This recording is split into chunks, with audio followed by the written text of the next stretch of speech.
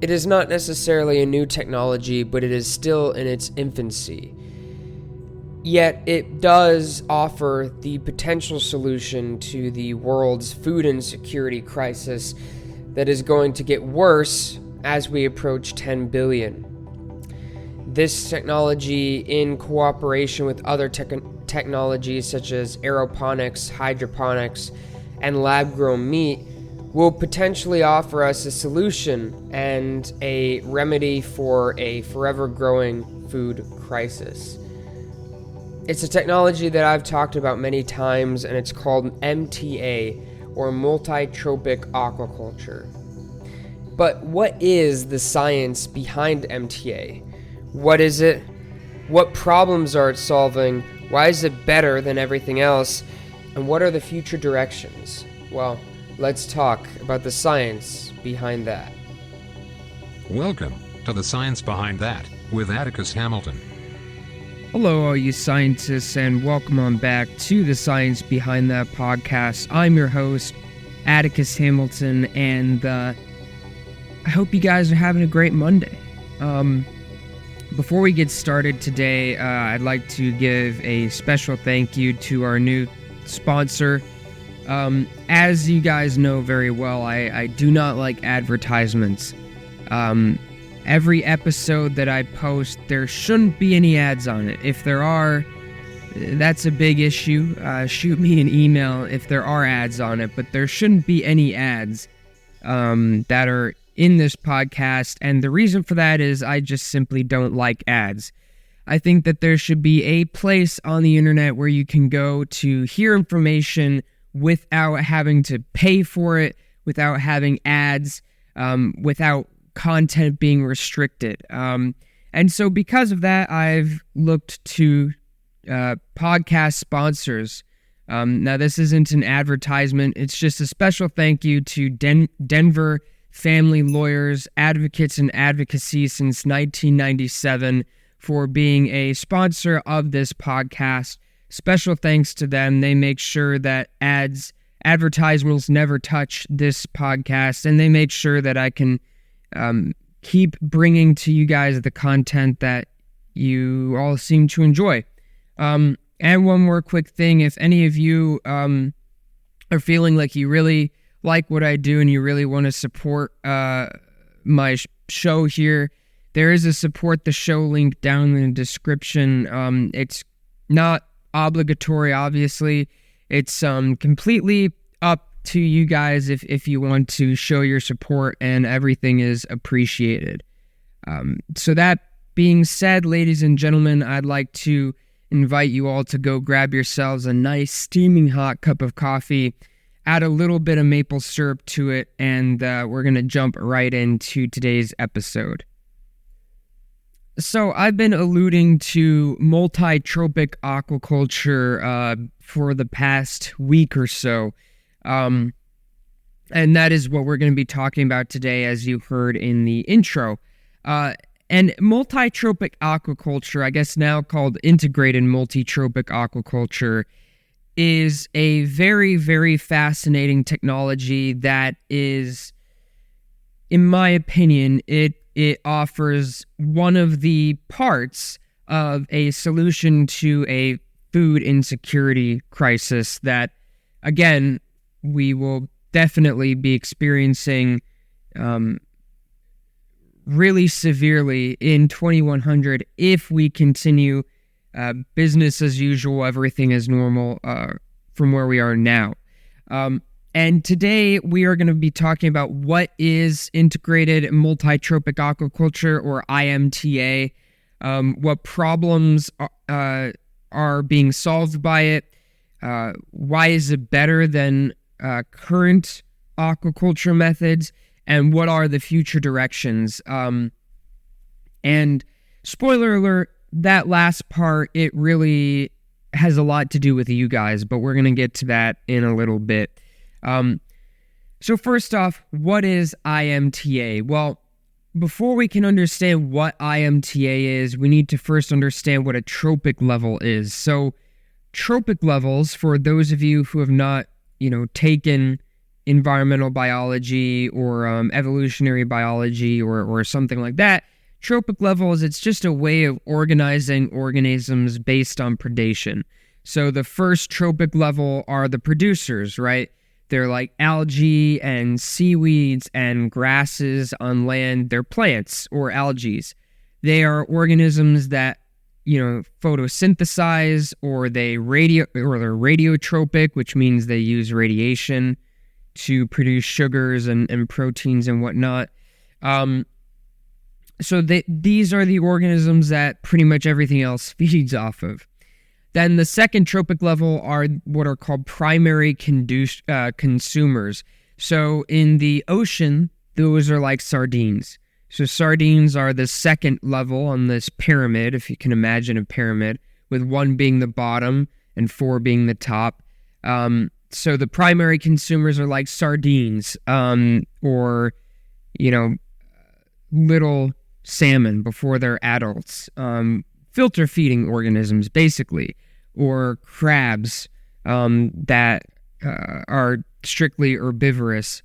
Those are your primary consumers. On land, that'd be like a mouse. It'd be like a little bird, like maybe a chestnut-sided warbler. Those are examples of primary consumers. Third level, these are called secondary consumers. So these are organisms that eat the primary consumers. So in the ocean, those are going to be like adult salmon. It's going to be like marlin. It's going to be like tuna. Those organisms are, tuna could be a level 4 depending on the area of the world that it's in. But those are your secondary consumers. Secondary consumers eat primary consumers. And then level 4 are the tertiary consumers.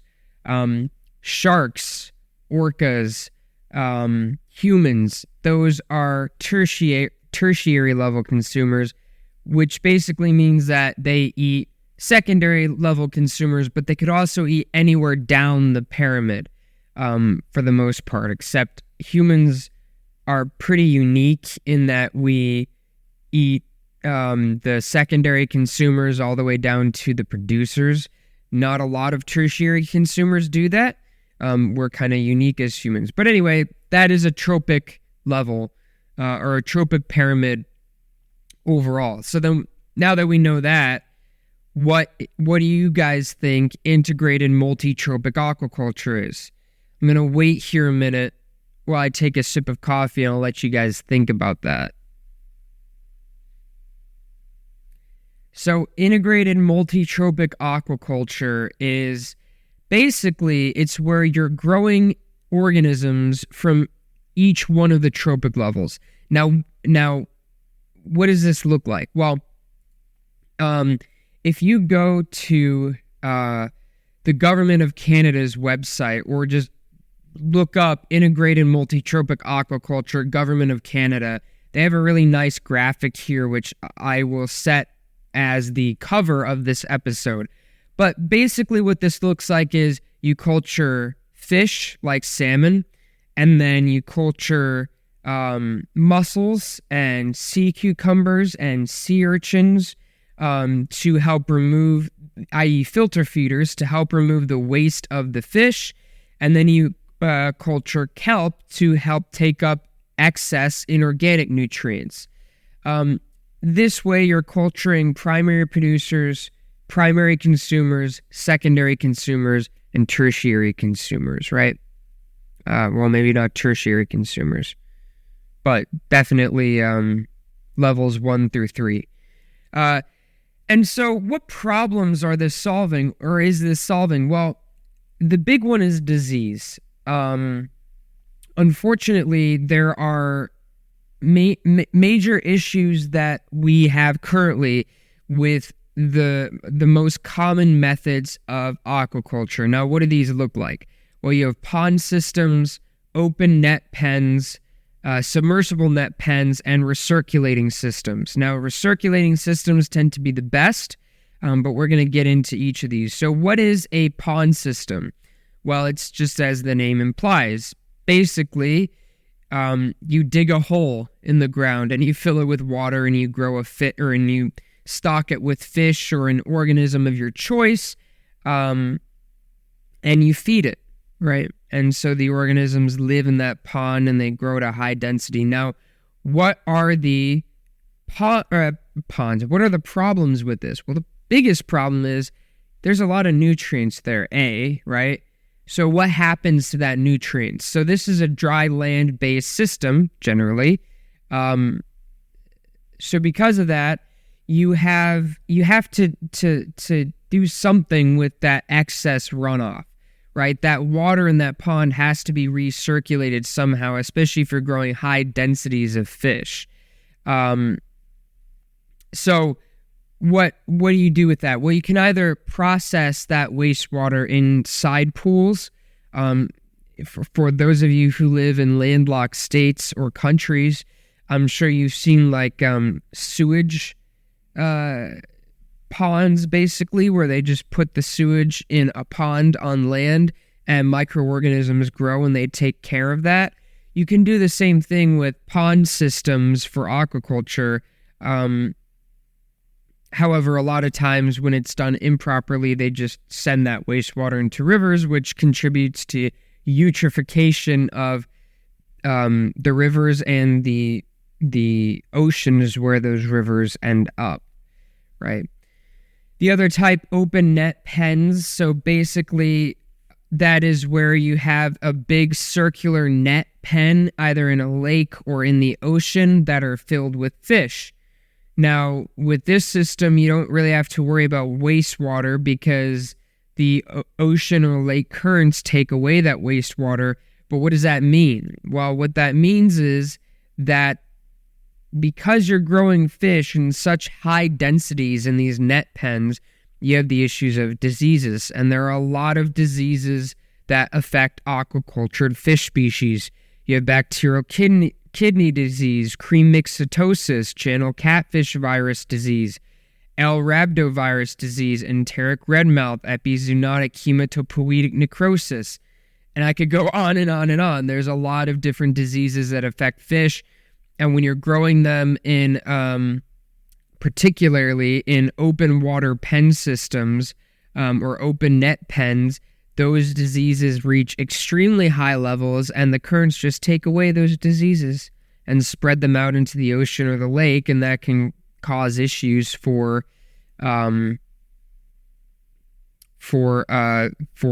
organisms down the line. The other type of a net pen is, instead of one floating on the water surface, it's anchored underneath on the seafloor or the lake bed, and it's a big net pen. But again, you have the same issue, right? Then the final type that we see are recirculating systems. Now, recirculating systems can be done very well, and they can be done in a very good way that ensures minimal environmental impact.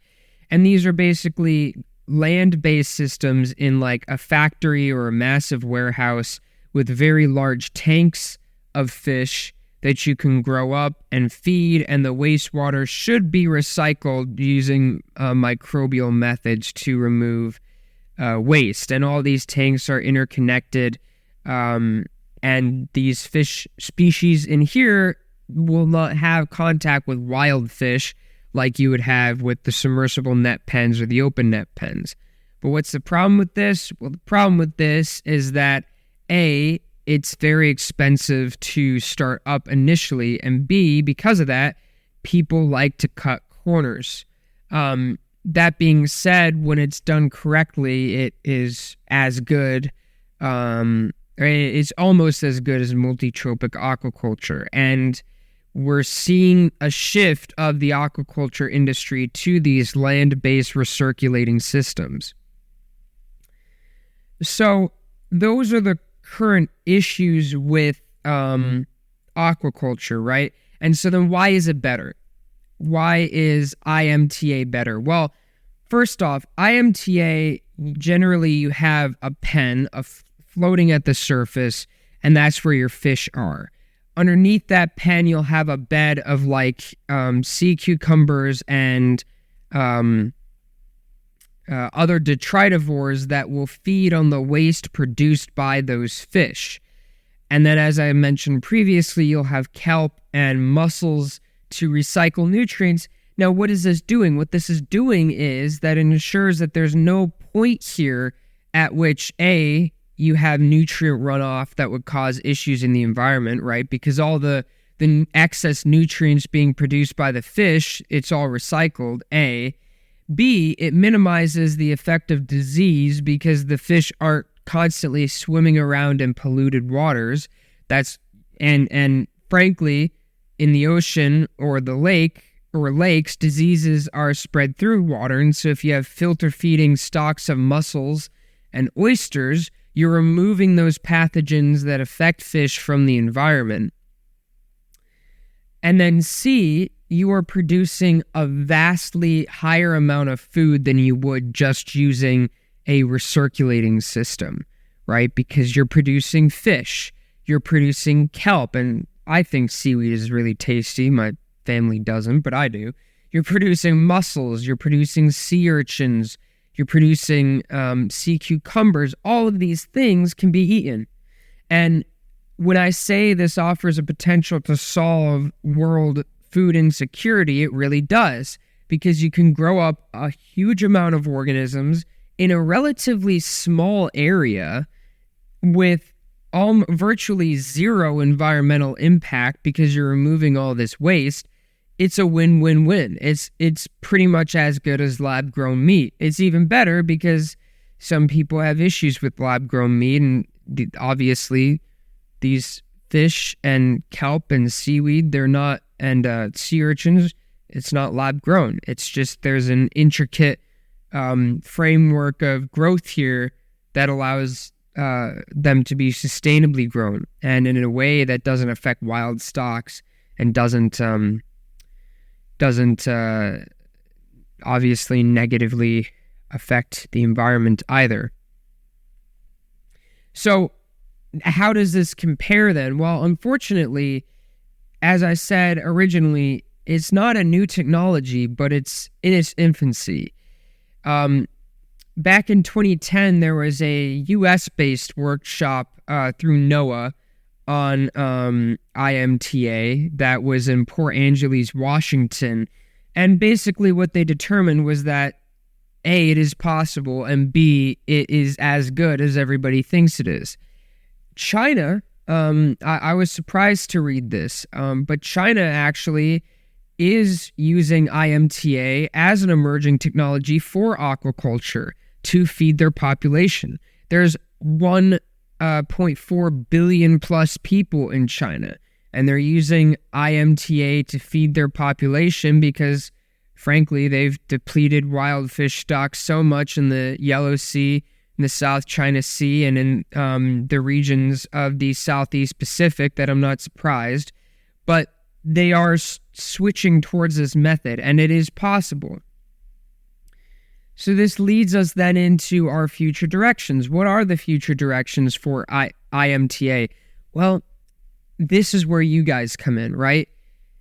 IMTA is still emerging, and it pains me to say this because this workshop was in 2010, and, it is 13 years, almost 14 years later, since this workshop took place, and what has really happened?